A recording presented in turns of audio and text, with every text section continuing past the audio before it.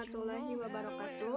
Perkenalkan, nama saya Siti Hana Mutawakilah dari kelas 12 MIPA 6 SMA Negeri 1 Taman Sari, Bogor.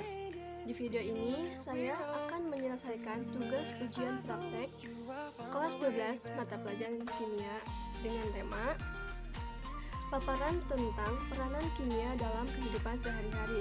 Nah, manfaat kimia dalam kehidupan ini sangat banyak ya.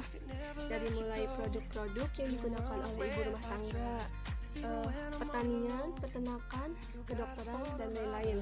Di sini saya akan menjelaskan dua produk yang banyak digunakan oleh ibu-ibu rumah tangga, yaitu ada garam dan pemutih pakaian. Ini garam. Garamnya sudah saya masukkan ke dalam wadahnya. Nah, ini dia. Garam merupakan salah satu bumbu penyedap rasa yang umum ditemui pada berbagai jenis makanan yang kita konsumsi. Tanpa adanya garam, kebanyakan makan siang dan makan malam yang Anda santap tentu tidak enak. Dalam ilmu kimia, garam adalah senyawa ionik yang terdiri dari ion positif atau kation dan ion negatif atau anion, sehingga membentuk senyawa netral atau tanpa bermuatan. Garam terbentuk dari hasil reaksi asam dan basa. Komponen kation dan anion ini dapat berupa senyawa organik seperti Cl-min, dan bisa juga berupa senyawa organik berupa asetat CH3COO-min, dan ion monotomik seperti fluorida F-min, serta ion poliatomik seperti sulfat SO42-min. Natrium klorida NaCl adalah bahan utama garam dapur. Ada banyak macam-macam garam. Ada garam yang terhidrolisa dan membentuk ion hidroksida ketika dilarutkan dalam air, maka dinamakan garam basa. Garam yang terhidroksida dan membentuk ion hidronium di air disebut sebagai garam netral. Garam netral adalah garam yang bukan garam asam maupun garam basa.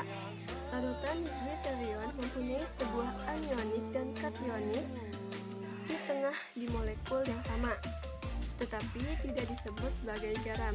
Contohnya adalah asam amino, metabolit, peptida, dan protein.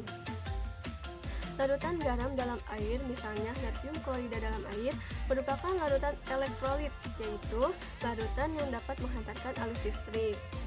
Cairan dalam tubuh makhluk hidup mengandung larutan garam, misalnya sitoplasma dalam darah.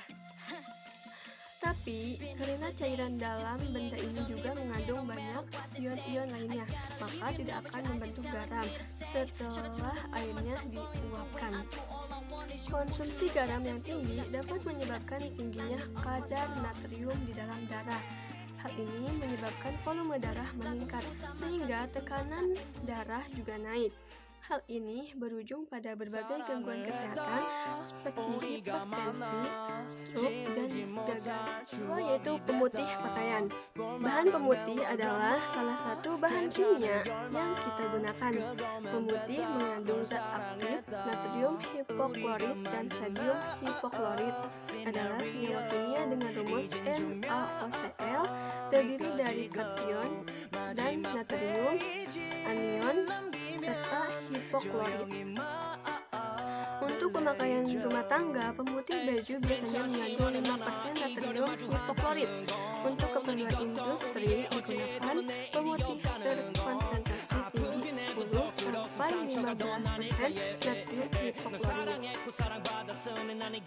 Hipoklorit ini dalam keadaan murni bersifat sangat basa, pH-nya sekitar 13, dan bersifat korosif, sehingga dapat menyebabkan iritasi dengan rasa terbakar kulit jika terkena.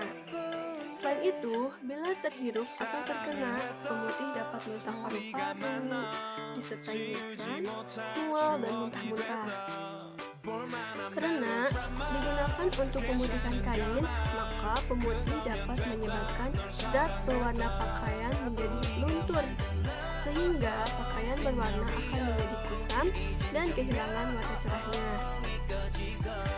Sebagai bahan kimia buatan, pemutih tidak dapat langsung diurai dan bila dibuang sembarangan dapat menyebabkan pencemaran kotoran dan menjadi limbah rumah tangga, mencemari lingkungan terutama lingkungan air. Ini salah satu produk pembuatan pakaian yang sering digunakan oleh ibu rumah tangga. Dan saya, Assalamualaikum warahmatullahi wabarakatuh.